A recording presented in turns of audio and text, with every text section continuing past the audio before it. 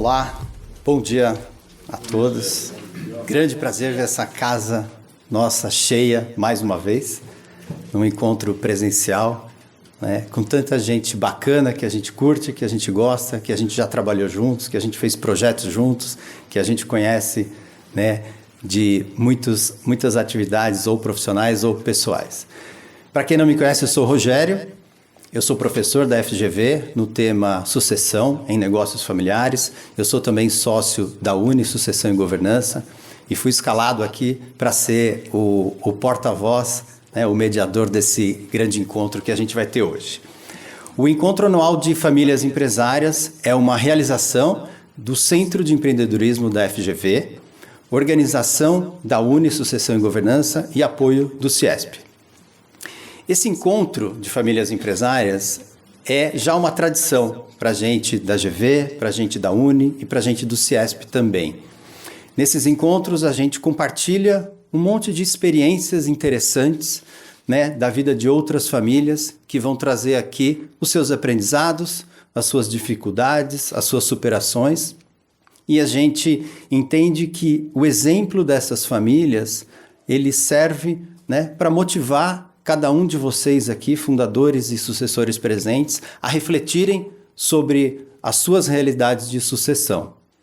Entendam que esses casos que a gente vai trazer hoje são boas referências, mas eles não são modelos para serem copiados ipsis literis. Eles têm que ser uma inspiração, eles têm que trazer reflexões para vocês. Eles vivem, né, os depoentes que a gente vai trazer hoje aqui, vivem erros e acertos todos os dias. Mas o que eles têm em comum é que eles persistem, né, atrás dessa continuidade dos negócios por muitas e muitas gerações. Deixa eu fazer alguns agradecimentos, né? Primeiro, agradecer a presença dos alunos e ex-alunos da GV aqui presentes, que sempre prestigiam esses nossos encontros. Agradecer também ao Centro de Empreendedorismo da FGV, em nome do Edgar Barque, e do Marcelo Aidar, que está aqui. E eu queria chamar você, Marcelo, para vir aqui dar as boas-vindas nesse nosso encontro em nome do Centro de Empreendedorismo. Bom dia a todos, prazer muito grande estar com todos aqui, recebê-los nesse evento. A Uni tem sido um parceiro muito grande nosso aqui na realização dos eventos de cursos executivos na área de Family Business, né, e também na graduação, né. Esse assunto é um assunto que a gente trouxe para o Centro de Empreendedorismo praticamente lá no início do Centro de Empreendedorismo. Mas a gente percebe que por muito tempo fica amortecido entre os alunos aqui da graduação e a gente sabe que ele é muito importante. A gente já fez levantamentos que muitos dos alunos aqui são sucessores de grandes empresas, de negócios muito grandes, médias e pequenas também, mas não importa.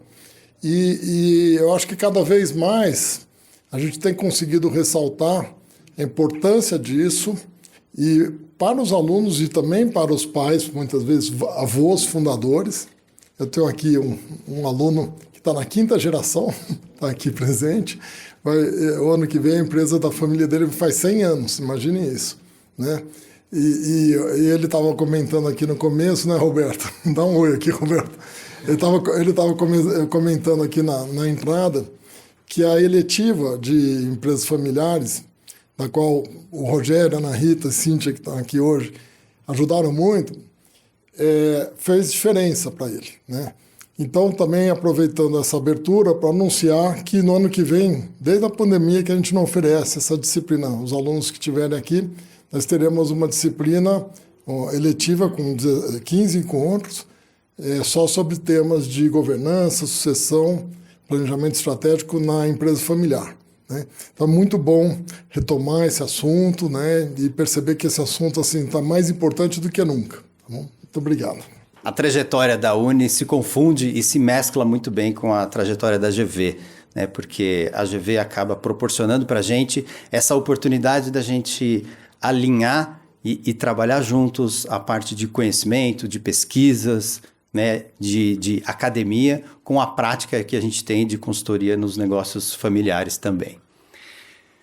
Mais alguns agradecimentos. Eu quero destacar aqui a equipe da Uni, os nossos parceiros, consultores e associados, em nome de Ana Carolina Freitas, o Cleiton Torres, o Matheus Veras, o Leonardo Zilberman, a Andréa Cáceres, o Raul Duque e o Luiz Turati. Então, esses são parceiros de nossa longa trajetória de UNE, e de FGV. Quero agradecer também a presença ilustre do Vandermir Franciscone Júnior, que está ali. O Vandermir, ele é o segundo vice-presidente do CIESP e diretor-secretário da Fiesp. Quero agradecer também ao Núcleo de Jovens Empreendedores do CIESP, que é apoiador nosso, e quero convidar o Vitor, que é diretor do Núcleo dos Jovens Empreendedores, a dar as boas-vindas em nome do CIESP também. Vitor, por favor. Bom dia, pessoal. Tudo bem? Para mim é uma honra estar participando aqui da abertura desse lindo evento, do encontro anual de famílias empresárias. E quero agradecer à FGV pela realização do evento, a UNE pela organização, aqui na pessoa do Rogério Faé. Agradecer ao CIESP, junto com o núcleo, o NJE do CIESP, nós aqui com o nosso vice-presidente, Franciscone, e parabenizar pelo evento, esses 2 painéis que nós temos aqui, fundadores e o dilema na sucessão, sucessores e os desafios na governança. Ele está completamente alinhado, está indo em total direção à missão, visão, valores e objetivo do NJE. E o NJE CIESP, que é o Núcleo de Jovens Empresários, que tem como objetivo formar lideranças, sucessores empresariais e institucionais. Nós somos uma rede bastante capilarizada. Nós estamos aqui em São Paulo, estamos em outras 26 regionais, estamos em Bauru, Limeira, Jundiaí, Campinas, Marília, São Carlos, Botucatu, Campinas, Sorocaba. No total são 26 regionais.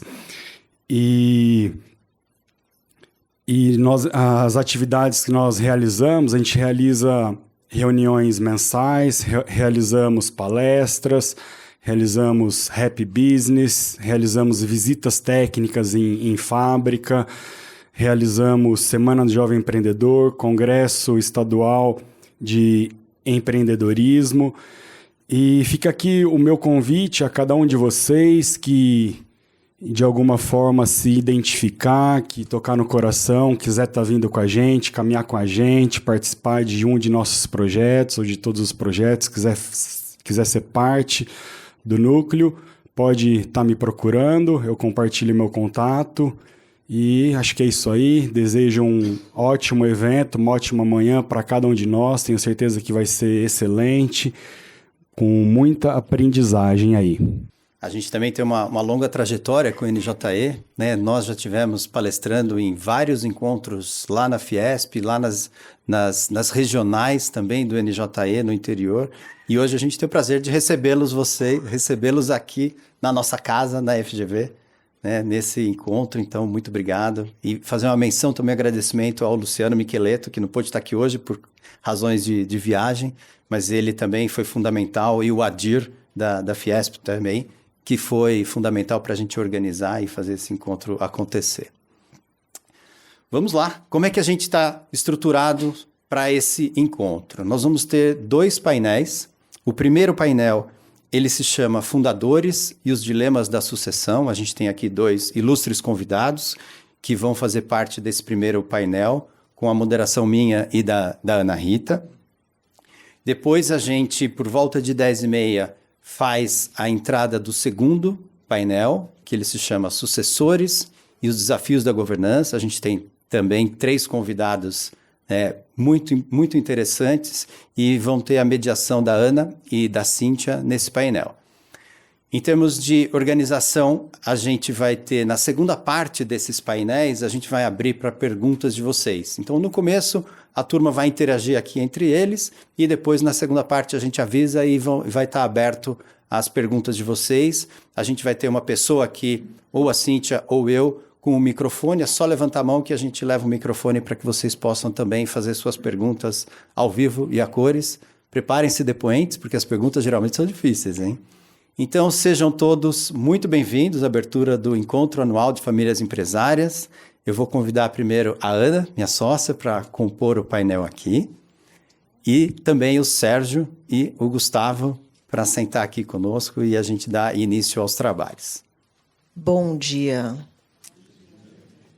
Gente, que delícia e que medo que a gente estava desse evento, não ter gente. É o primeiro evento nosso presencial depois da pandemia.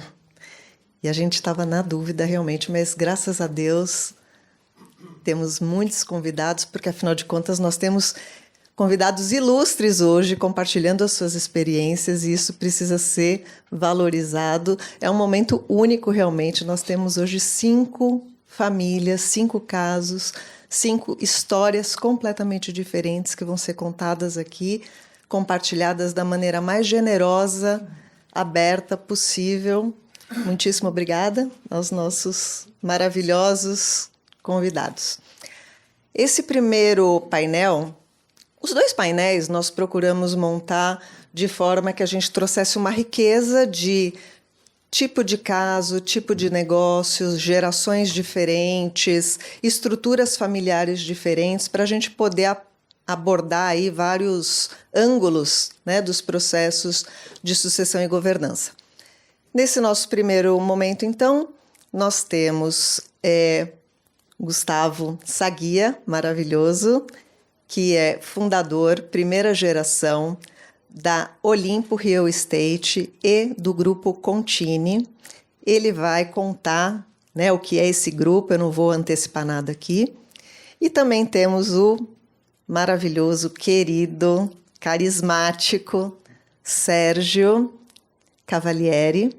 O Sérgio é terceira geração do Grupo Azamar, um grupo enorme. Ele também vai poder contar um pouco aqui do que é o Grupo Azamar. E o Sérgio, ele na terceira geração, ele faz parte da diretoria executiva do grupo e também é responsável um dos responsáveis, né, pelo preparo da 4ª geração que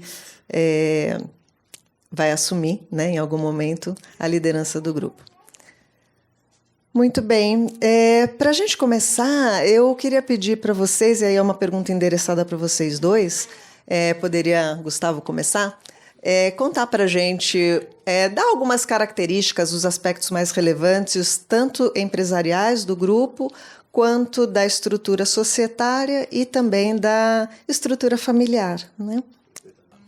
Bom dia. O que nós fazemos, na realidade, seria comprar lajes corporativas em regiões específicas de São Paulo, captar um cliente que quer um produto pronto, ou seja, ele não precisa fazer o investimento, ter CAPEX para poder executar a obra, e com isso nós alugamos com um valor maior, um contrato atípico, e efetivamente é isso que nós fazemos. A gente tem uma holding que formata esses imóveis e a partir do momento que eles estão rendendo, eles migram para um fundo imobiliário que nós criamos, chamado FATN11. Já faço isso há 30 anos, mas efetivamente nós montamos o fundo em janeiro de 2020, bem no início da pandemia, com 8 imóveis, e juntando com os imóveis da nossa holding, nós estamos com 93 imóveis hoje. A administração da empresa é feita por mim, pelos meus filhos e pelo meu genro, que já virou filho também, né? Eu tenho 2 casamentos, 2 filhos do primeiro casamento e 2 do segundo, que vivem absolutamente numa paz absoluta. Desses 5 envolvidos, 4 filhos mais o meu genro, 4 já estão na empresa, né? Além disso, agora nós começamos com uma nova empresa de casas de alto padrão no litoral de São Paulo. Pode dar só uma ideia de dimensão do fundo? Hoje nós estamos com 300 milhões no FATN11 e temos mais uma holding próxima da metade disso. Sérgio? Minha vez? Bom, primeiro agradecer vocês, né, da Uni, pelo convite. É uma honra estar aqui com vocês. Agradecer a GV, o Ciesp, né, pela realização também desse evento. E dizer que eu sou assim, um apaixonado por empresa familiar e assim, tenho uma total convicção que quando as coisas estão bem resolvidas, né, na família e na empresa, a empresa familiar tem uma potência que supera muitas vezes qualquer outro tipo de organização. Então, eu acredito, confio, e já somos um grupo de 91 anos, então acredito que a forma como a gente vem atuando está sendo bem sucedida e temos conseguido sobreviver às estatísticas, né? O Rogério e a Ana, e a Cíntia também, que são especialistas nisso, podem falar no percentual de empresas que chegam na segunda, na terceira, na quarta geração. É bem pequeno, né? Então, o desafio é grande, mas vale a pena. Só 1/3 sobrevive a cada transição de gerações. Então vai diminuindo, né, assim, muito rapidamente, né? E, bem, o nosso grupo é um grupo fundado em 1932 pelo meu avô e 2 cunhados, sob a inspiração da mãe e da sogra, da minha bisavó. Minha e nossa, o Guilherme e a Gigi estão aqui também, são irmãos e acionistas. O grupo começou como construção pesada, depois migrou para a indústria de cimento, numa segunda fase. Aí teve uma série de diversificações na área de concreto pré-misturado, transportadora de cargas secas, pesadas. Investimento na área também do agronegócio, com usina de etanol e plantação de grãos, sementes e para venda no atacado e no varejo. Depois evoluímos já numa terceira fase do grupo para a distribuidora de combustíveis. Nós fundamos a Ali em 1996 e ela chegou a ser a quarta, ainda é, né, a quarta maior empresa de distribuição de combustíveis no país. Então foi um processo assim, de muito êxito, né, porque em pouco mais de 10 anos ela saiu de 0 para a quarta maior distribuidora, num setor que movimenta muito dinheiro, muito equipamento, né, muita movimentação de produtos e produtos perigosos. Nessa época, nós também fizemos várias diversificações. Entramos nas rodadas de privatização de postos maduros de petróleo da ANP. Tínhamos 12 campos em exploração. Investimos em data center, na área de TI, um data center muito grande, Tier 3, lá em Belo Horizonte. Somos muito atuantes na área de incorporação imobiliária. Fundimos 3 empresas, uma nossa com 2 outras empresas do setor de incorporação. E isso marcou, então, mais ou menos a terceira fase. Agora estamos ingressando na quarta fase. Nós temos a líder na América Latina de construções em aço, a Codem Engenharia. Investimos também continuamos investindo na área imobiliária. Somos sócios, né, do maior projeto de desenvolvimento urbano sustentável do Brasil. Não sei se é da América Latina, mas pelo menos do Brasil. São 29 milhões de metros quadrados. Pode falar o nome do empreendimento, porque... Pode fazer um merchan. Pode fazer jabá. Tá bom. A Cessur, né, Empreendimentos Imobiliários, fica em volta da Lagoa dos Ingleses, ali na saída de Belo Horizonte para o Rio, bem no entroncamento da estrada que vai para Ouro Preto.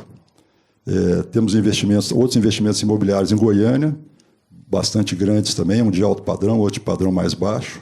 Aqui em Caçapava, né, entre Taubaté e São José dos Campos, também um empreendimento imobiliário que chama Borda do Lago. E temos também essa área ao longo do tempo, o grupo foi mantendo alguns ativos imobiliários como renda para os acionistas, né? Então, estamos nessa fase agora da terceira geração, assumiu, né, já há algum tempo nos negócios, praticamente não temos poucas pessoas da segunda geração, da primeira já faleceram todos. E em termos assim, de ordem de grandeza, o nosso faturamento anual, somando as empresas, né, porque nós não somos donos 100% de nada, somos acionistas dessas empresas. É um modelo familiar assim, bastante diferente, né? Nós somos uma holding de investimentos, uma holding familiar de investimentos em vários setores. Então, o faturamento das empresas que nós participamos aproxima da casa de R$1 bilhão, e cerca de, se somarmos todos os funcionários, colaboradores diretos, em torno de 800 empregos diretos. E indireto gera muito, porque estamos na área de incorporação, construção, então isso vai ter uma geração de empregos e trabalho bastante extenso, né? Então é isso, ao longo do nosso bate-papo a gente vai poder falar um pouco mais aí principalmente da questão das questões familiares e empresariais, né? Ô Sérgio, só dá uma dimensão do tamanho da família hoje, né? Porque fundação por 3, né, fundadores e aí 3 ramos familiares. Quantos familiares temos ao todo hoje no grupo?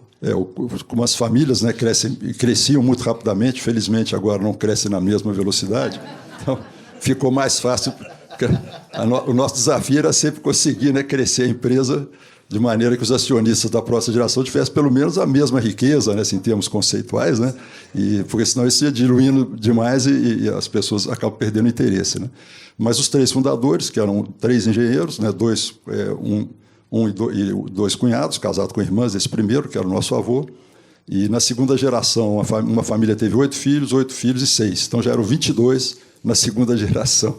Na terceira geração isso foi para mais de 50 e na quarta geração tem são 70 aí. São 80 e pouco da quarta geração. 80 da quarta geração. Como a maioria ainda, né, uma boa parte está viva, então a gente soma aí, está chegando perto de 150, 170 familiares, né? Mas a gente tem uma estrutura interessante, a gente vai comentando aqui ao longo da manhã. O Gustavo comentou no início que ele tem vários dos filhos trabalhando com ele no grupo. Ele tem 4 filhos, desses 4 filhos, 3 estão trabalhando com ele, e o Fabinho, né, que é genro. Então, são 4 de segunda geração que estão trabalhando com você, né, Gustavo?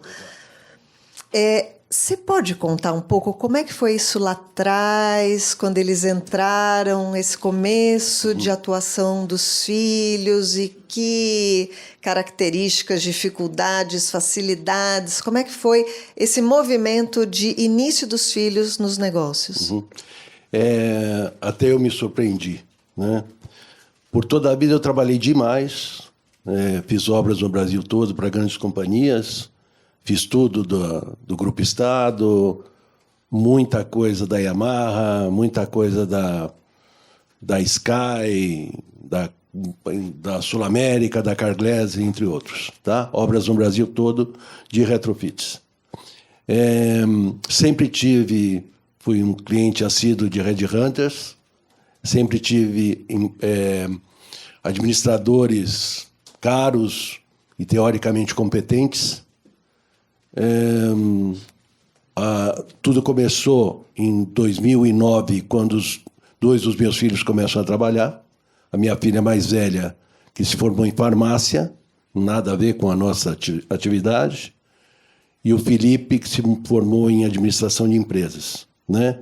Nada com engenharia e arquitetura.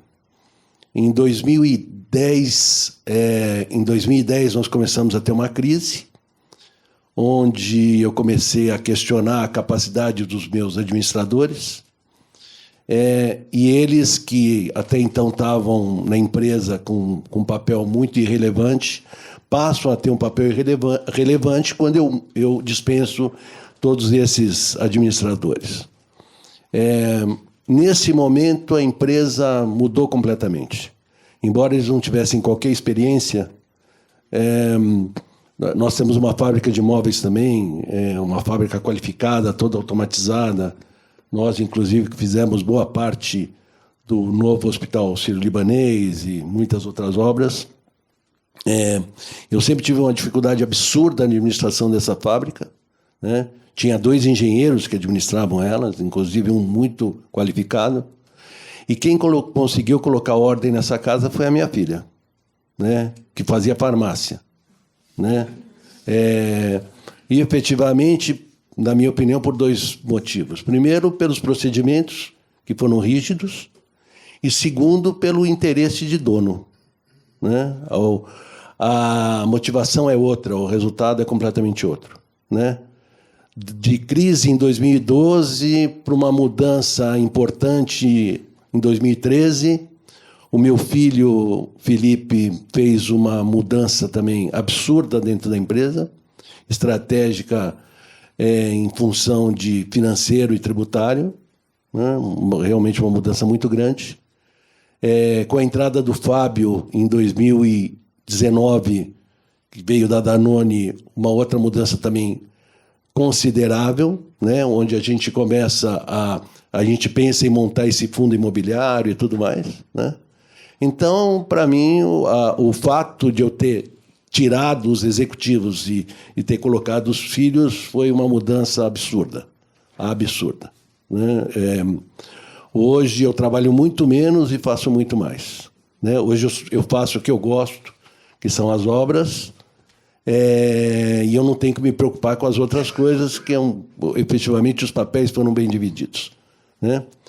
Quando a empresa começa a dar certo e as coisas começam a acontecer, houve uma dificuldade e um cuidado para com as forças internas deles, né? Como as coisas se dividiriam, né? Como as pessoas se adequariam. Foi quando a gente procurou a Uni e vocês conseguiram equilibrar isso com facilidade. E hoje a empresa cresce muito, vivemos absolutamente em paz, ninguém trabalha muito. Se alguém fala que trabalha muito aqui é mentira, né? E todos ganham bastante, né? Porque os resultados são excelentes, né? É inacreditável o que aconteceu com a gente.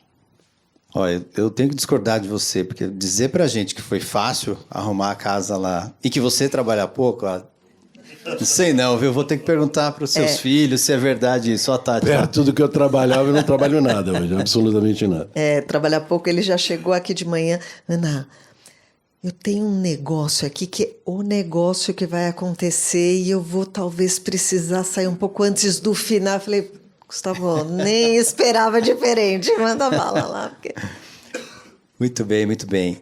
Ô Sérgio, muita gente acha que quando a família é pequena é fácil resolver, quando a família é grande é muito difícil resolver. Vocês, né, são para nós a prova de que não é porque tem muita gente que é difícil resolver.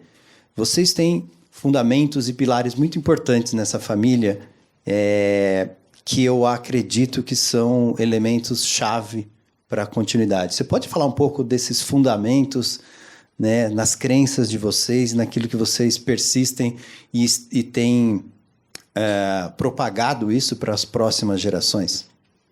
Acho que esse é um tema importante para a gente tratar, né? Porque uma das fortalezas da empresa familiar é justamente essa questão cultural, né?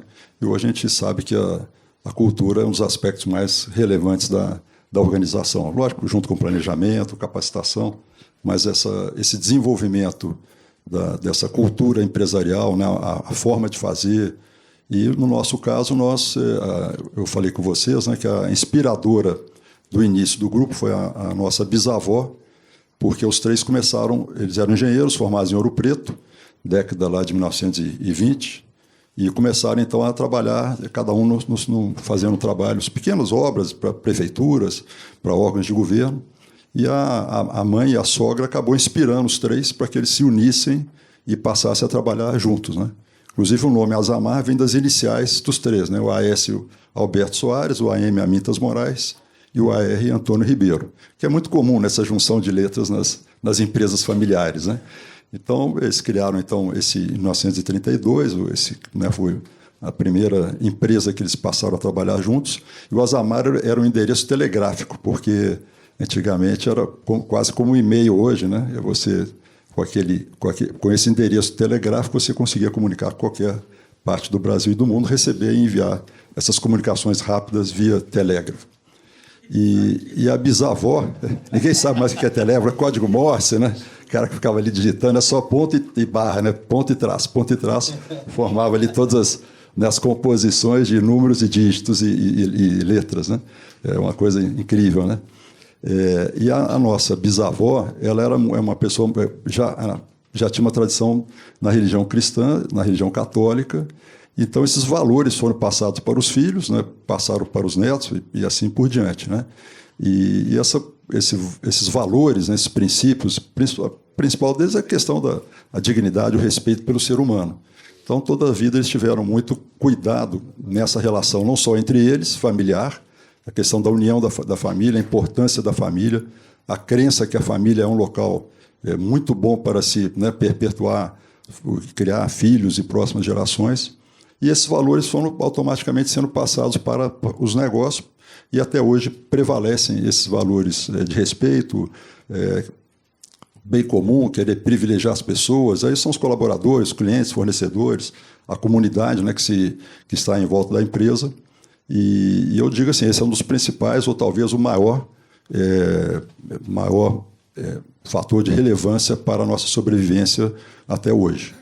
E isso foi passando naturalmente, e depois, anos mais tarde, eles tomam conhecimento também, aproveitar para fazer um outro merchan aqui, de uma entidade mundial que se chama União Internacional dos Dirigentes Cristãos de Empresa, que aqui no Brasil recebe o nome de ADCE, Associação de Dirigentes Cristãos de Empresa.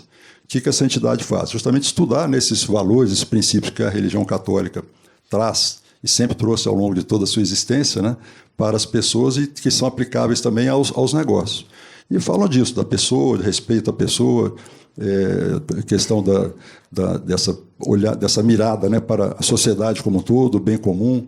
Um outro tema que é muito interessante, que é subsidiariedade, que é uma palavra pouquíssimo conhecida, né, mas diz respeito a você entregar, delegar autoridade para executar e para tomar decisões. Então, você capacitar as pessoas para que elas possam cada vez ir desempenhando funções mais elevadas dentro da organização. É muito comum nas empresas todos estarem trabalhando um pouco abaixo da sua capacitação, né, do seu potencial. E esses valores, especificamente esse da subsidiariedade, trata isso também dentro das organizações, assim como na política também, né? Se o bairro puder fazer, melhor do que a prefeitura, melhor do que o Estado, melhor do que o governo federal. Se você puder jogar tudo nos níveis inferiores, isso vai funcionar melhor. E, então, foi dentro desse ambiente que nós fomos criados, né, dentro dos próprios valores da família, depois muito reforçado por essa entidade internacional, que está presente em 40 países do mundo todo, e que fica o tempo inteiro disseminando esses valores cristãos para os empresários, que é também uma ferramenta de prosperidade, crescimento, competitividade para as organizações, muito forte também. Às vezes as pessoas têm um paradigma e falam, a gente explica, a pessoa fala assim, gostei muito, mas achei um pouco romântico esse negócio, né, de cuidar das pessoas, né, de ter uma justiça social mais equitativa, pagar os impostos todos corretamente, trabalhar com ética, de preferência pagar os maiores salários que for possível, não o salário mínimo, né? Aí tem até um pouco estranho, né, falar de salário mínimo, vamos falar um salário justo, pelo menos, né? E aqui no Brasil a gente está muito longe disso ainda, essa questão da desigualdade social, e tem essa preocupação nessas empresas que têm essa mirada, esse propósito. E então aí a pessoa fala, não, o meu concorrente não faz, eu não vou conseguir fazer, eu não vou conseguir competir, mas na realidade isso coloca a empresa num outro patamar, a empresa passa a ser mais respeitada, mais admirada, atrai mais colaboradores. A fábrica de cimento nós vendemos em 1996. Até hoje tem grupo de WhatsApp dessas pessoas que trabalharam na fábrica e falam assim, foi a melhor época da minha vida. Depois, a mesma coisa com a Ali Combustíveis, que nós também já vendemos. Em 2018, até hoje, tem grupos de WhatsApp. A gente conversa com as pessoas e fala, puxa, que ambiente que eu tinha, era uma verdadeira família, né? Então, isso traz diferenciais para a empresa familiar, que nem sempre é possível numa corporação, porque as pessoas vão mudando, não existe uma cultura formada, as empresas, né, os executivos entram e saem, e perdem, né, essa grande oportunidade de ter essa base de criação e de uma verdadeira catapulta para as empresas familiares que preservam esses aspectos culturais. Deixa eu aproveitar, Sérgio, que você está falando sobre cultura e sobre valores. Existe um detalhe que eu não sei se a gente deixou claro sobre a composição da estrutura societária do grupo, que na origem, embora eles tivessem lá um vínculo, né, 2 irmãos e um cunhado... Um irmão e 2 cunhados. Um irmão e 2 cunhados, isso. Isso resultou num grupo hoje que né, na nossa nomenclatura de especialista, é um grupo multifamiliar, né? Ele não é unifamiliar. São hoje 2 famílias que são as principais acionistas do grupo, que são as famílias Moraes e Soares. Sérgio, como... E aí é o jeito, como mesmo que vocês conseguem manter essa unidade cultural e de valores, considerando... Isso já é difícil quando é uma empresa só, uma família só, né, considerando a passagem das gerações. No caso de vocês, são várias empresas e também são 2 famílias controladoras. Como que vocês conseguem fazer isso? Aí eu retorno às primícias, né? Que é a questão da família, né? Essa questão do respeito, dessa solidariedade, o amor, esse vínculo de amor, né? entre os irmãos, primos, agora primos já de segundo grau. Interessante, Joana, que vocês conhecem bem a história, né? Já tivemos vários desligamentos, né? Hoje eram 3 famílias no início, hoje são só 2. E apesar conseguimos fazer nesses desligamentos, até comprando, né? Uma família comprando parte da outra, comprando ativos da outra, e que é muito complexo, né? A questão do valuation, né? Como é que você vai avaliar uma empresa de capital fechado? Todas as empresas são capital fechado. Como é que você faz a avaliação, né? de um patrimônio que não cria ali um embate, né, complexo com o que está recebendo ou vendendo, acha que está vendendo barato e sendo explorado, o que está comprando, e de repente, né, está pagando caro, né? Então essa questão é bastante complexa. Nós já fizemos algumas saídas, mas outro dia a gente estava até ouvindo, né, o caso da Jacto, né? A Jacto já tem um procedimento anual que eles fazem um valuation da empresa e já tem regras de saída, né? Nós vamos trabalhar isso nos próximos anos, não temos essas regras estabelecidas. Mas então essa questão desse respeito entre as pessoas, isso traz essa união, né, essa facilidade de gestão. E a gente fala assim, ó, todos aqui estamos imbuídos do melhor espírito possível, crescer, fazer negócios, crescer corretamente, com ética. Então, se surge alguma discrepância de informações ou de visão, é porque está faltando informação. Então, a gente tem que nivelar a informação, às vezes pode 1, 2 estarem corretos e a maioria errados, ou o oposto. Então, vamos convencer os que têm alguma divergência de visão de futuro para que haja essa unidade, né? Não é um consenso assim, integral, mas a pessoa fala, não, eu tinha uma ideia, mas acho que essa ideia também é boa, vamos nesse caminho. Então, isso evita aqueles negócios, a gente evita isso a todo tempo, fala, eu avisei, né? eu falei, né? Esse negócio é terrível dentro da organização, né? Quando, né, alguns tomam decisão, o outro fica contrário, ele na frente não dá certo. Aquele que estava falando, não, eu avisei, né? Isso é péssimo, né? Traz uma fonte assim, de discórdia, né, de embate dentro da organização. Então, acho que essa é a razão principal e a gente tem conseguido isso aí, esse alinhamento de visões. Hoje são 2 famílias, algumas famílias também depois se desligaram, e das 22 famílias na segunda geração, hoje nós somos 11 famílias que investem em conjunto dentro do grupo. Então, praticamente dividimos o grupo na metade, ao longo, né, desses também 90 anos, né, então muita coisa vai mudando, né, inclusive na estrutura societária.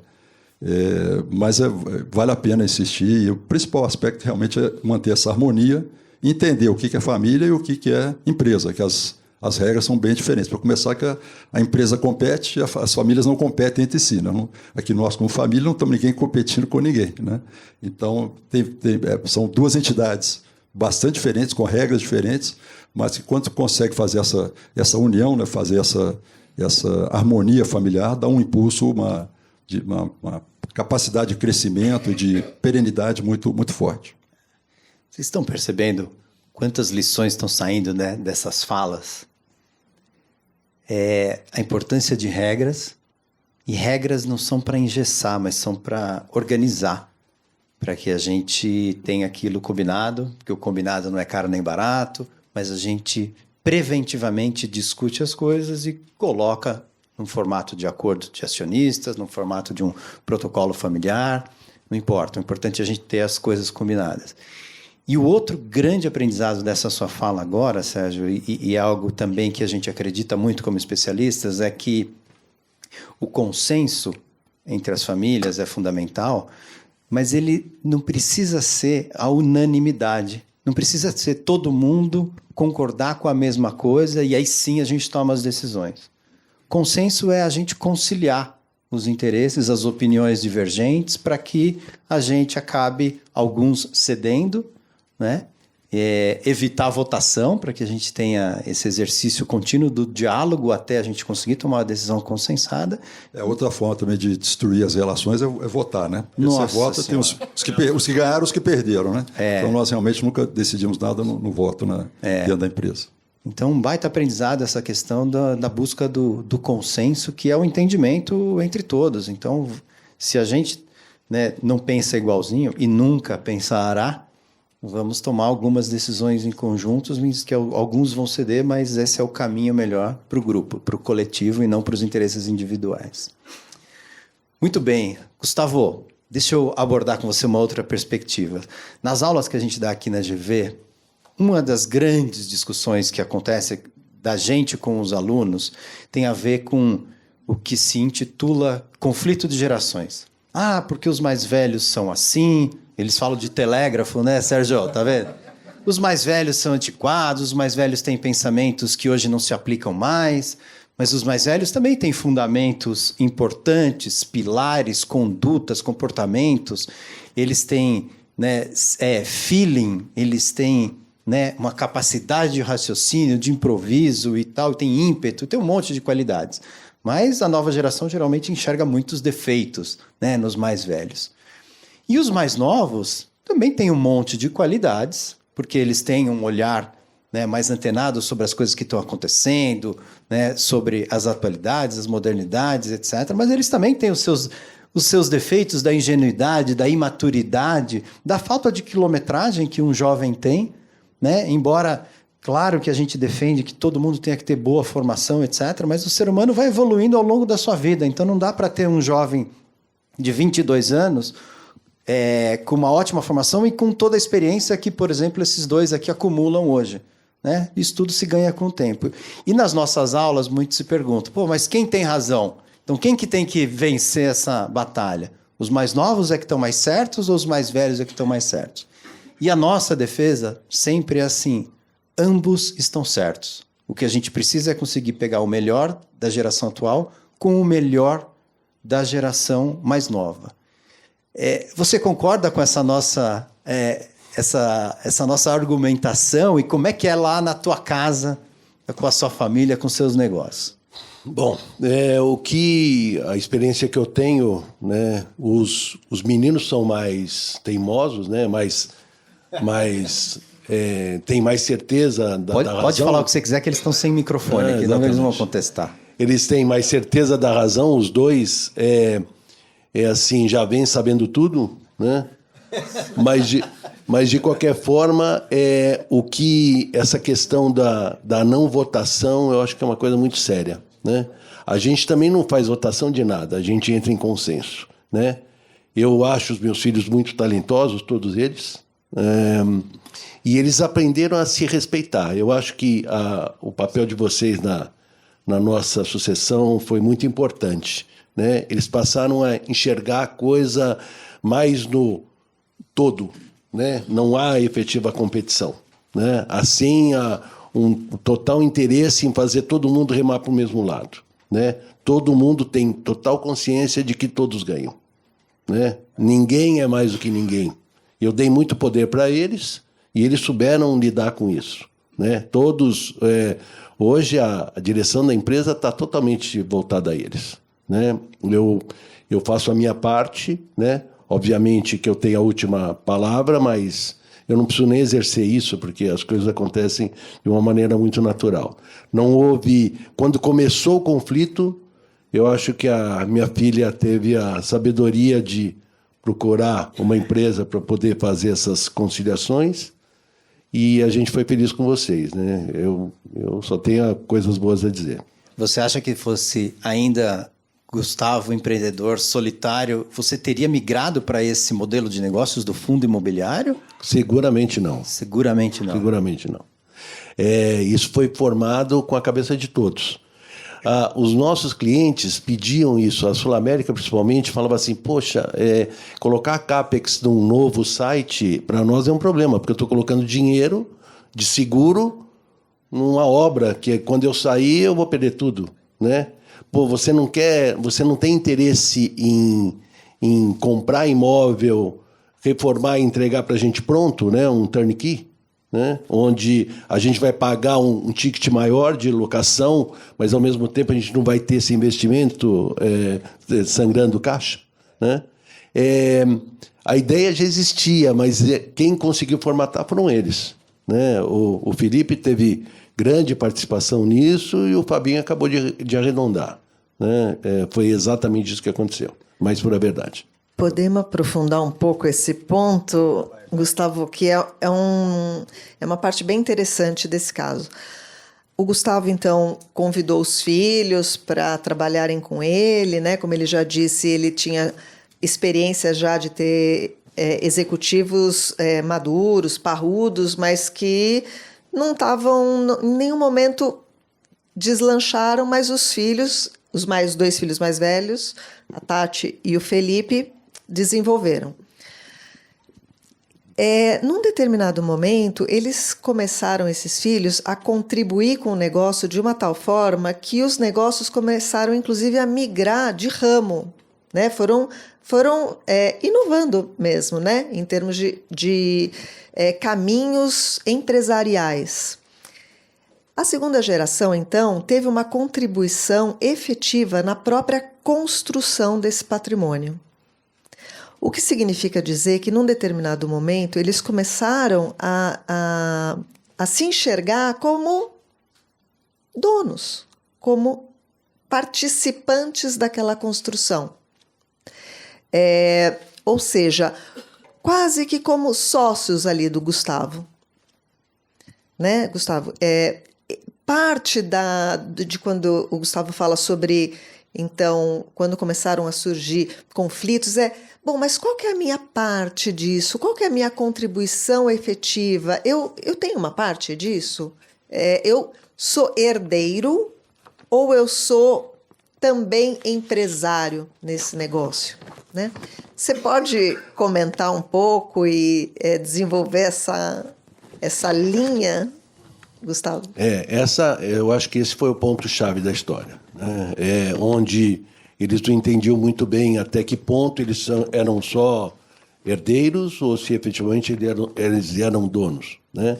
E foi isso que vocês fizeram, né? Vocês deram nome aos bois, né? Criaram as sociedades.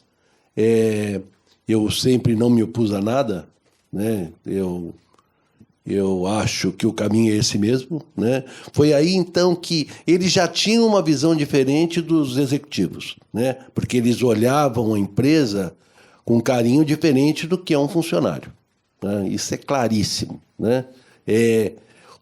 As pessoas que trabalhavam comigo eram pessoas importantes, né? Mas os resultados, o que eles fizeram? Eles não tinham experiência, né? Eles simplificaram a operação. Eu acho que eles tinham na memória o quanto o pai deles trabalhava, né? Eu trabalhava muito, viajava o Brasil inteiro o tempo todo, fazendo obras em vários locais. Eu acho que eles enxergavam o sacrifício que eu fazia e, ao mesmo tempo, que os resultados eram frágeis, né? Foi impressionante. Os resultados apareceram imediatamente. Eles simplificaram a operação e os resultados apareceram. Obviamente que eles tinham que ser recompensados por isso, né? E a gente tinha que criar o papel de herdeiro e de sócio, né? E foi exatamente isso que foi feito com vocês, né? Vocês criaram as empresas, criaram a holding onde todos são donos, né? Os 4 filhos. Uma outra coisa também que eu tenho que reconhecer, a minha mulher, que foi a minha segunda esposa, que é a minha segunda esposa, nunca se opôs a nada. Nunca criou problemas com nenhum desses aspectos, né? Esse dinheiro nunca foi um conflito na nossa família, nunca, né? Mas esse dinheiro trouxe conforto quando a coisa se organizou, né? Exatamente isso. Sim, tem essa complexidade maior, que dos seus 4 filhos, 2 são de uma primeira união e outros 2 são de uma segunda união. E os 2 da segunda união são bem mais novos. Tem uma diferença aí de mais de 10 anos, que hoje em dia começa a se igualar, mas que até agora era muito gritante, né? A diferença de momento de vida, alguns estudando na faculdade e os outros já lá no calor da luta ali, né? E esse é um outro ponto que eu acho que você poderia explorar, Gustavo. Como é que você tem lidado com essas diferenças? Eles também eu devo muito isso à minha mulher, né? Eles aprenderam a se amar de uma maneira muito, muito bonita, né? Eles se admiram, né? Então eles se respeitam. O João, agora que está na empresa dessas casas de alto padrão, flui dentro da empresa com toda a facilidade, né? Ele, inclusive, hoje é o braço direito do Felipe, né? Tanto nas questões do fundo imobiliário como nas questões do financeiro, né? E, ao mesmo tempo, também está tocando essas novas casas. São casas caras, superiores a 20 milhões cada uma. A coisa está muito arrumada. Ninguém discute por nada, porque tudo já foi resolvido, né? Essa questão de força, poder, né? Todo mundo reconhece que se alguém faz uma coisa boa, é boa para todos, né? Se eu fiz uma coisa boa, eu vou crescer mais. Não tem como. Não funciona assim. A gente não perde tempo com isso. Muitos dos fundadores têm uma sensação de que o seu modelo foi bom, né? Do tipo modelo único de poder e decisão, não é? Um fundador tem o poder totalmente concentrado. E na sucessão, imagina então que os filhos devam seguir o mesmo modelo. Então não é incomum o fundador ter vários negócios, ou ter várias empresas, ou até ter várias áreas onde cada filho cuida de uma empresa, ou de um negócio, ou de uma área de maneira independente. E é uma armadilha, né? Essa de que a nova geração não precisa olhar conjuntamente para o patrimônio, para os negócios familiares. Acho que é um pouco disso que você está falando, né, Gustavo? Vocês, em algum momento, viraram essa chave de que o negócio que estava sendo criado, XYZ, não era do Felipe, ou da Tati, ou do João, mas todos eram responsáveis e futuramente proprietários do conjunto, né? Exatamente. Todo mundo quer o sucesso do João nas casas, né? Por quê? Porque todos se beneficiam com isso, né? Eu já convivi com algumas famílias que o dono se preocupava muito em achar um líder no meio da história, né? Eu acho que isso foi um problema no início, né? Quando, de repente, um dos dois quis ser líder, né? Isso foi ruim, né? Foi isso que, de repente, vocês arredondaram muito bem. Não tem essa de líder, não. É uma questão de somatória de resultados, né? Aí não falta alimento, então não há briga, né? Nossa, esse caso está cheio, né, de riqueza, assim, e a gente quer comentar toda hora, mas eu vou também fazer um comentário importante. A gente, pela nossa experiência de mais de 20 anos trabalhando com famílias empresárias, a gente vê que, às vezes, existem herdeiros que a gente precisa dar um empurrãozinho para eles caminharem, para eles ousarem, para eles buscarem coisas. E também tem herdeiros que já saem fazendo um monte de coisa e que a gente precisa botar um pouquinho de freio, que a gente precisa ajustar, que a gente precisa orientar. Na casa do Gustavo, tá cheio de herdeiro que precisa de freio, porque os caras saem fazendo, né? Cheio de iniciativa, cheio de ideias e tal. É trabalhoso, mas é muito mais frutífero, né? Para as relações familiares e empresariais, né? Eles tiveram a oportunidade, eles eram muito coadjuvantes na empresa, né? Eles tiveram a oportunidade quando da dificuldade. Um dia o diretor financeiro, na época... eu não estava, ele chamou os dois numa sala, dizendo que nós estávamos sem crédito, devendo 26 milhões de reais e que a coisa estava complicada, né? Daquele dia em diante, eles estão aqui para falar que é mentira o que eu vou falar. Nunca mais nós pegamos um financiamento, pagamos tudo, inclusive os impostos, né? E simplesmente as coisas aconteceram com gente que não era experiente, né? Que entendeu o papel de dono. Sim, até hoje eu não entendo muito bem como foi tudo isso, mas foi. Né? Tá indo. Muito bom. Sérgio, eu estou me lembrando de uma passagem rápida da nossa reunião de ontem à noite com o grupo da quarta geração, em que duas herdeiras falaram que a primeira lembrança que elas têm da infância relacionadas ao Grupo Osamar era o tio Sérgio chegando na casa dos meus pais com o data show embaixo do braço, porque ele ia fazer uma reunião. A gente não sabia bem se era nosso tio, sei lá, mas chegava aquele homem lá ia ter reunião entre os adultos e as crianças iam para outro canto brincar e etc.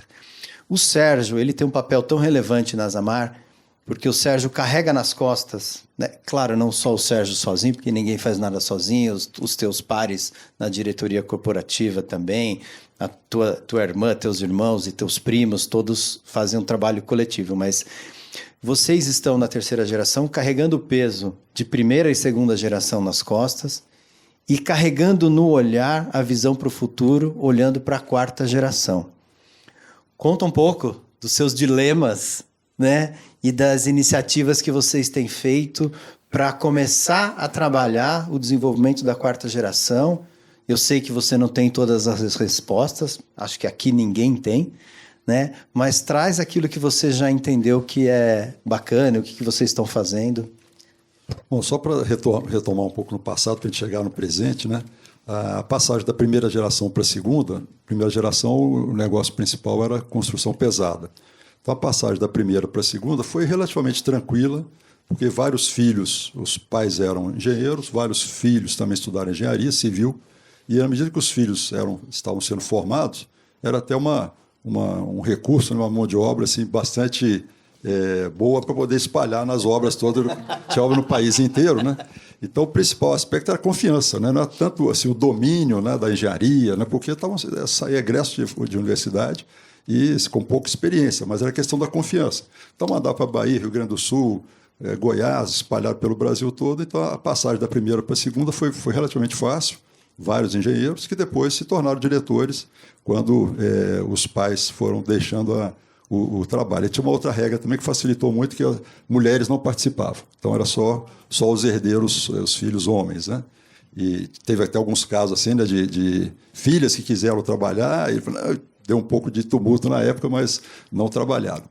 Da segunda para a terceira geração já foi um processo bem mais complexo, porque nós éramos muitos e em campos de atividade diferentes. Aí já a segunda fase era a fábrica de cimento, o negócio principal, que foi desenvolvido pela segunda geração. Isso é interessante, a cada geração foi tendo negócios principais diferentes. Então, a primeira geração foi construtora, pesada.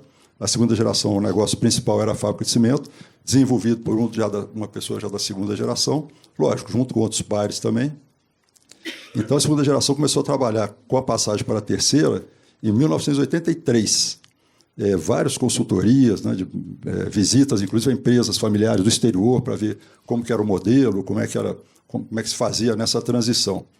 E evoluímos bastante. Tínhamos uma questão também, eram 3 famílias, então tínhamos um modelo também que não recomendo muito, que é o modelo tripartite, ou seja, já que eram 3 famílias, sempre que entrava um de uma família, tinha que entrar outros 2 para representar cada família, né? Então foi uma primeira leva. Vocês inauguraram o sistema de cotas, né? Dentro do ambiente de negócios familiares. Então, um negócio um pouco complicado. Então, teve alguns que foram indicados, primos, né, da segunda geração, da terceira geração, que não tinham competência, não tinham vocação para assumir um papel gerencial, de ter uma responsabilidade dentro da empresa.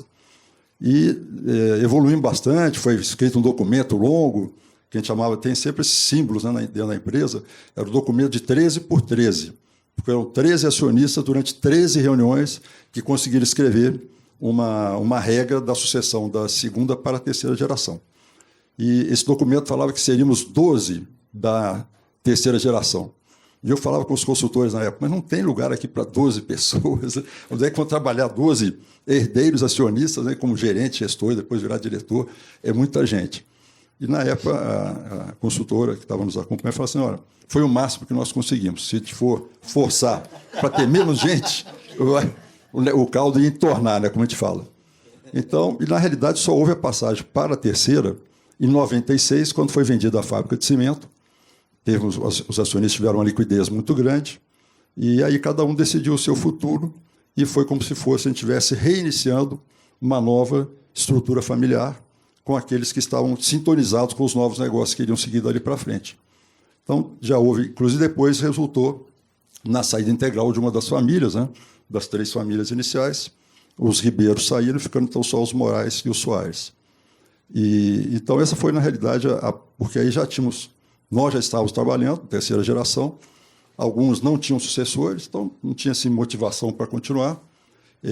Já estavam mais cansados, idade mais avançada, e queriam ter uma liquidez para poder curtir as suas vidas e viajar, passear, não ficar diretamente ligado aos negócios. Então foi interessante, teve muita preparação, 13 anos de preparação, e o que realmente fez a passagem para a terceira foi por ocasião da venda, que então a terceira geração assumiu a responsabilidade de começar novos negócios, e aí surge a Ali Combustíveis como principal negócio criado pela terceira geração. E agora estamos aí na quarta, né? Nesse período, como não tinha nenhuma regra de entrada, nem a gente não conseguiu adiantar esse assunto anteriormente, apesar de eu sou o mais velho, né, da terceira, eu já insistia com os acionistas para a gente começar a tratar desse assunto. Mas só chegou agora em 2023.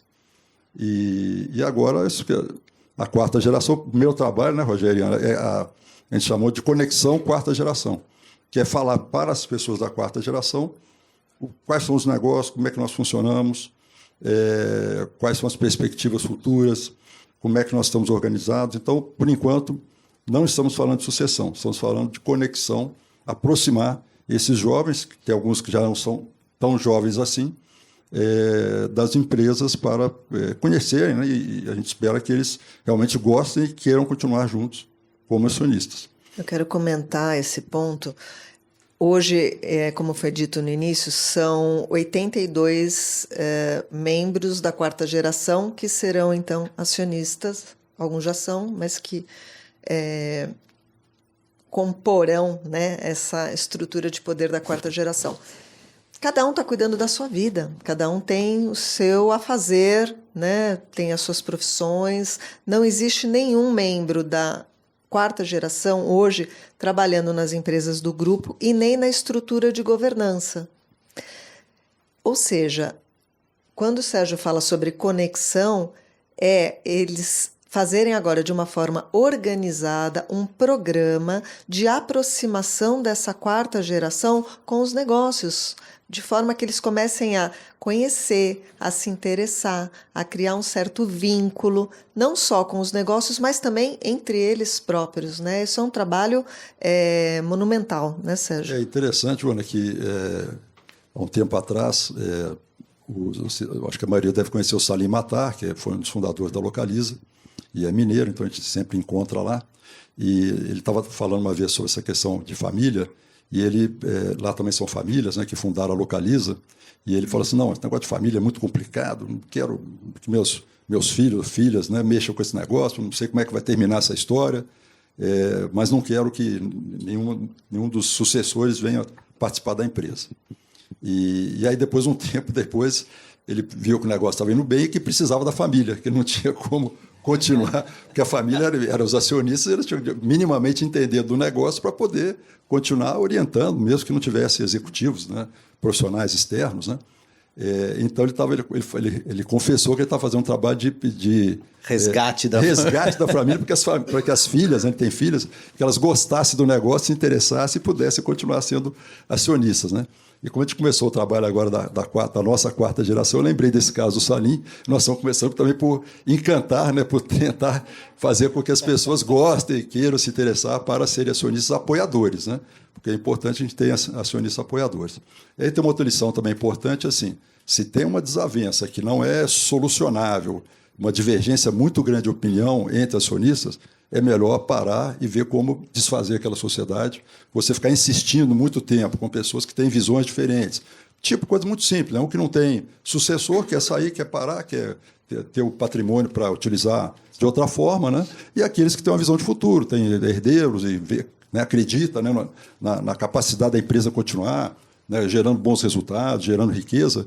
Então, é muito comum essa divisão. E isso aí é muito difícil de ser resolvido. Porque um quer dividendo, o outro quer investimento. Então, como é que você, né, consegue administrar o caixa numa situação dessa? E cada vez a tendência da tensão aumentar mais.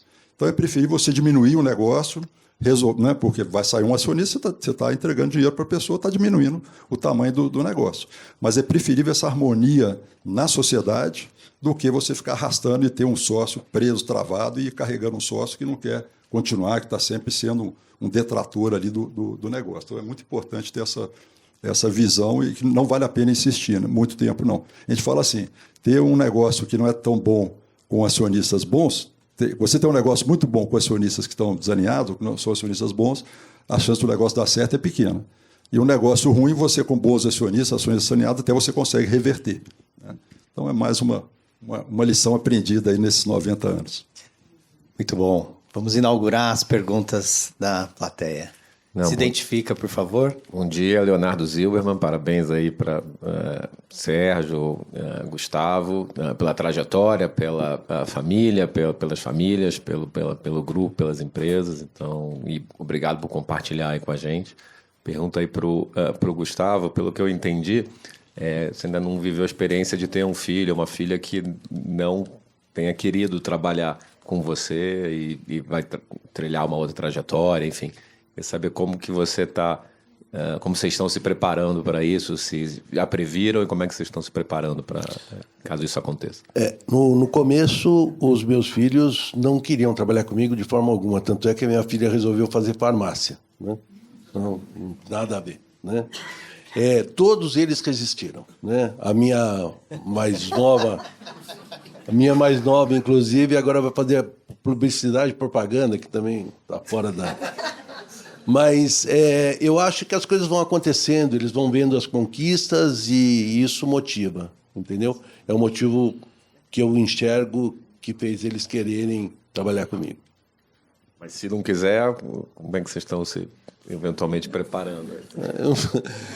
Ele não considera essa Não tem ideia. Olha o silêncio. E ela tá lá ouvindo, viu, Léo? Pouca pressão, né? Eu não consigo, não me passa pela cabeça isso, sinceramente. Obrigado. Mas, de qualquer forma, como ela é herdeira, se ela não quiser, está no direito dela, né? Mas ela vai querer, tenho certeza.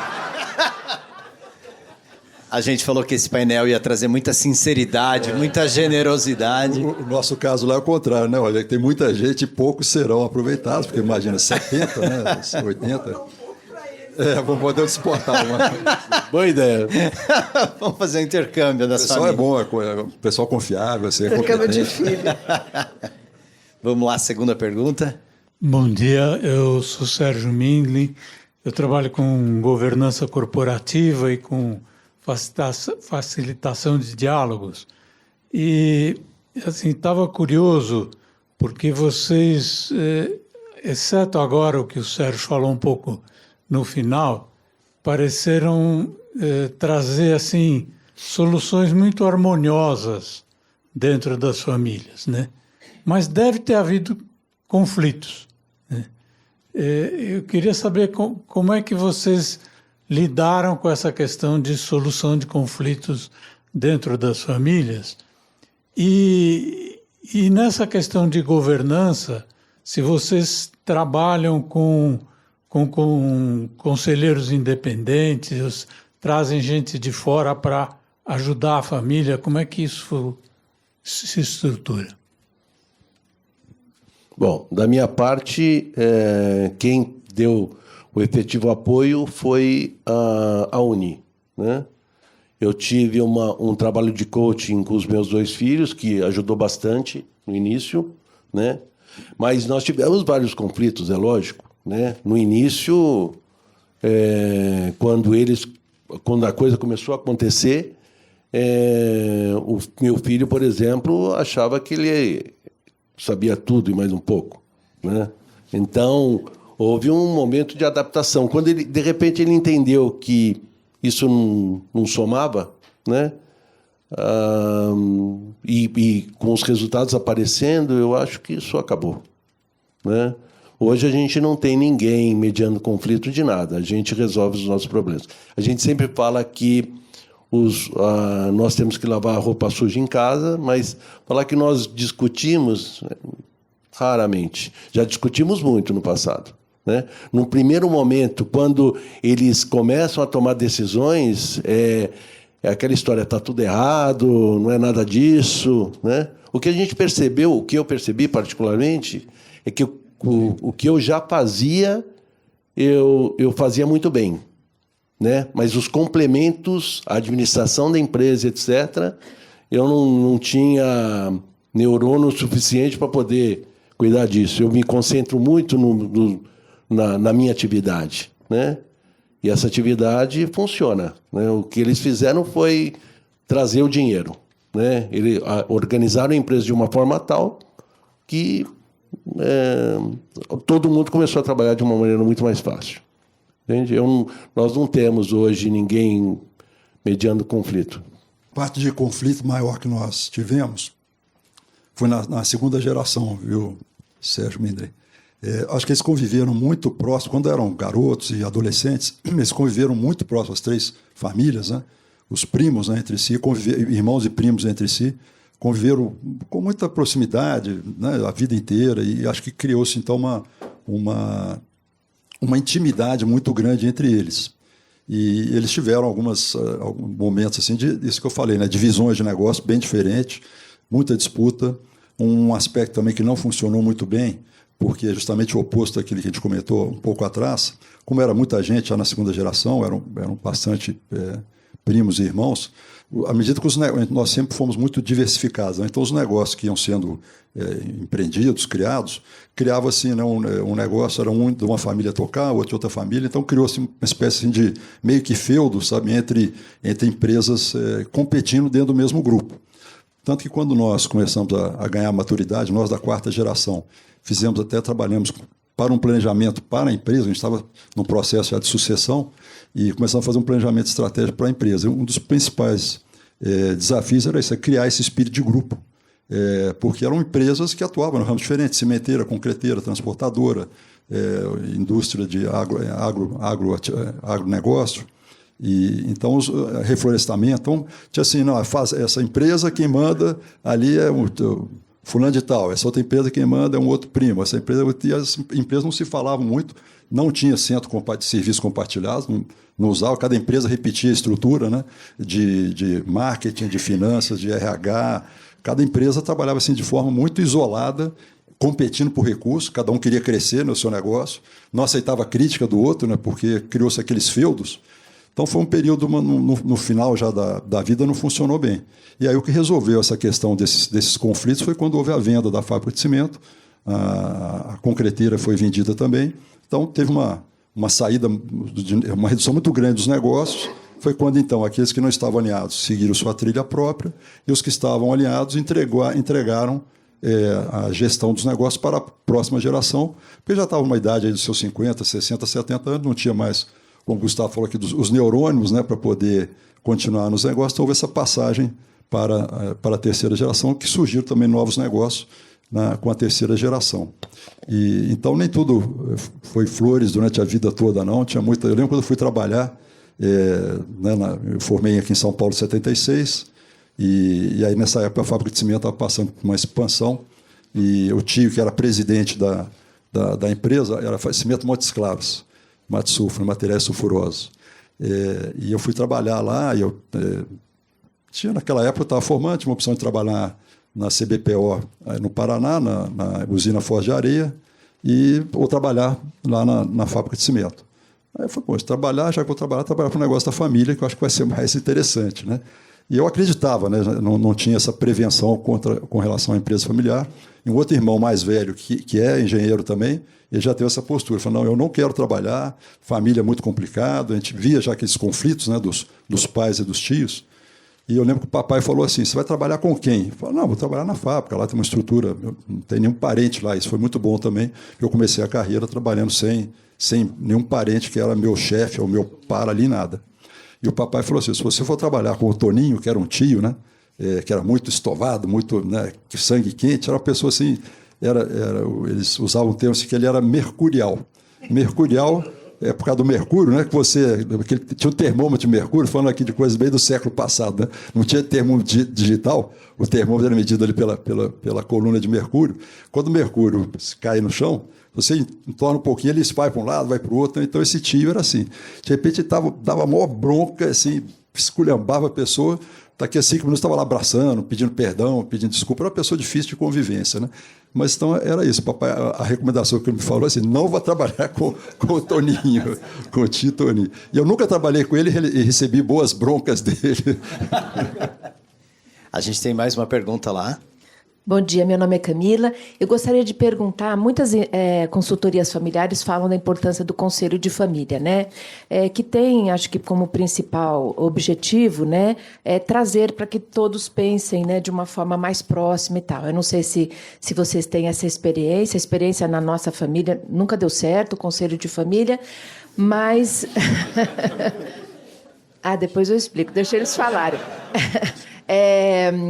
Mas eu acho a ideia, o conceito interessante, principalmente, né, porque todos os membros familiares crescem e se casam, ou têm, né, seus parceiros e parceiras que não fazem parte daquela família e vêm, às vezes, com pensamentos que, claro que influenciam muito aquela pessoa. Se é o parceiro, parceira que você escolheu para a sua vida, o que aquela pessoa pensa sempre influencia muito e, às vezes, vai muito contra a cultura da empresa ou o jeito daquela sociedade. Então, se vocês puderem compartilhar um pouco sobre isso, obrigada.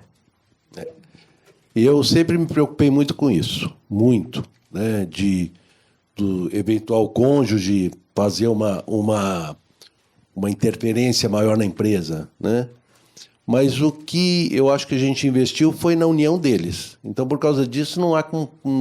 assim, é complicado, até o momento, né, imaginar que essa pessoa tenha força. Eu sou muito atento a isso. Isso talvez seja talvez a coisa que mais me preocupe, né? De repente, um cônjuge atrapalhar a cabeça de um dos meus filhos e isso começar a gerar problemas esses que nós não temos, né? A experiência que eu tenho com o meu genro hoje é a mais positiva, né?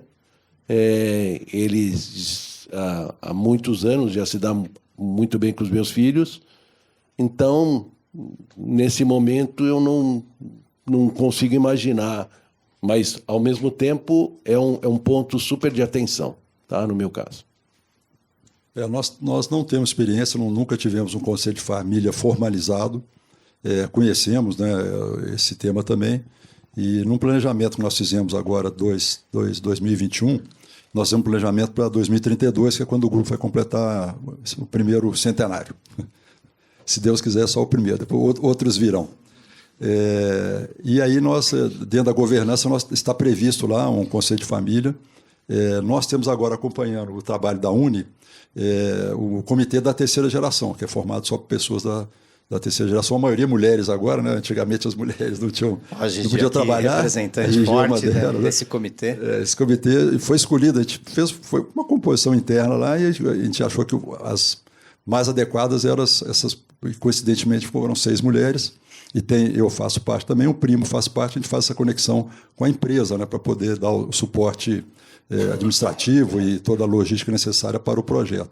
E esse aí já é um primeiro ensaio, provavelmente um conselho de família, né, porque eles estão acompanhando esse processo de formação da 4ª geração, e a gente também teve de várias conversas, interação com os próprios acionistas. Quando a gente começou a pensar nessa questão da 4ª geração,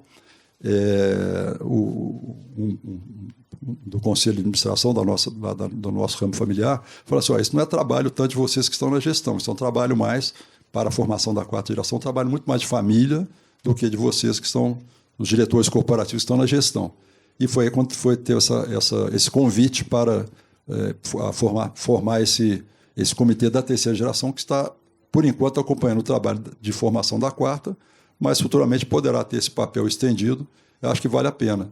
Sempre a gente teve algumas figuras na família que foram meio líderes, né, da família, que unem a família, organizavam encontros de família. Isso é muito importante também, né, para manter essa união familiar. A gente sempre, há muitos anos a gente tem um encontro de família todo ano, e sempre tinha alguém da família, geralmente a mulher também, né, que tem essa questão mais da maternidade, esse lado mais afetivo, né, mais aguçado.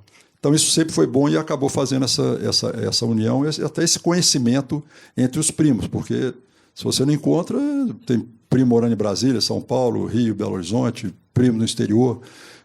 Se você não cria essa oportunidade de encontro, você não faz o vínculo entre eles, né? Então, eu acho que vale a pena. Eu acho que a gente vai trilhar esse caminho aí, eu acho que é bem interessante. Caminhando para o encerramento, a gente tem as 2 últimas perguntas. Oi, muito bom dia. Meu nome é Mariana Forcione. Eu sou especialista em seguro de vida como ferramenta sucessória e eu quero primeiro agradecer a oportunidade dessa aula. Eu sou ex-aluna da FGV e estar aqui com vocês é um grande presente. E quero, assim, nunca estive com uma pessoa que está numa empresa há 90 anos, né? Na verdade, a empresa tem 90 anos, então é uma honra muito grande para mim. E a minha pergunta vai principalmente para você, Sérgio, nesse sentido de algum tipo de situação imprevista impactou a Zamar de alguma maneira, como uma doença grave, um acidente e o falecimento em si no âmbito de inventário? Isso foi algum problema nas sucessões ou não? Como vocês lidaram com isso? Bom, primeiro acho que tem a proteção divina aí que sempre nos manteve afastados desse tipo de problema, né, de falecimento, de fundador e que tenha impactado o funcionamento regular da empresa, né, e nem doença assim, que tenha também necessitado um apoio da empresa no aspecto de recursos financeiros mesmo, né. Então, no nosso caso lá, a família, né, grande, né, já começou com 3, os 3 se complementavam bem, depois, né, os que sucederam da segunda geração, muitos também agora na terceira. Então, lógico, aí cada família, nesse aspecto, nós não temos uma política corporativa. Cada família lida com essa questão, inclusive de plano de saúde, não tem um plano de saúde, tem da própria empresa que as famílias que quiserem podem aderir também, porque, né, tem que ter algum vínculo com a empresa para poder fazer, né, estar num plano coletivo, né? Mas nesse aspecto nós nunca tivemos nenhum plano de saúde, nenhum seguro que pudesse cobrir a todos. Tivemos D&O em várias empresas, né, mais para os executivos.